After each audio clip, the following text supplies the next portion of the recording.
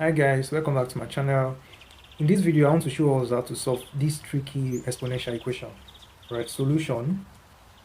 Now what we are going to do is we are going to divide both sides by 5 raised power x. Alright, so we divide through by 5 raised power x.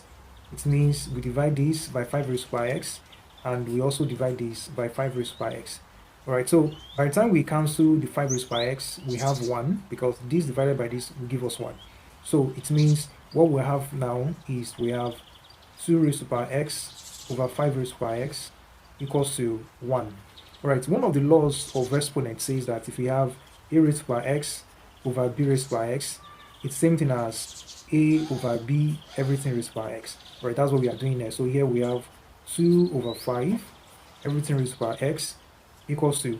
Another one says that a raised to power 0 it's 1. That is, anything raised to power 0 will give us 1. And since we're having 2 over 5 here as the base, so what I'm going to do is that I'm going to write this as 2 over 5 raised to power 0. Alright, so that we can have equal bases, since this will give us 1. Now we can equate the powers. Okay, so equate the powers. Alright, when I equate the powers, it means this cancel this. That gives x to be equal 0. So it means x equals 0. We can quickly check. Okay, let's quickly check. We have 2 raised to power 0 equals to 2 raised to power x equals to 5 raised to power x. And then we say our x equals 0.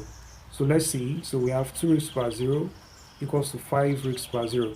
2 raised to power 0 will give us 1. 5 raised to power 0 will give us 1. That means that our answer is valid. X equals to 0. Now let's try something similar. Let me give us something similar. Let's try this. Let's solve 3 raised to power x minus 2 equals to 7 raised to power x minus 2. Right, so let's solve this and drop our answer in the comment section.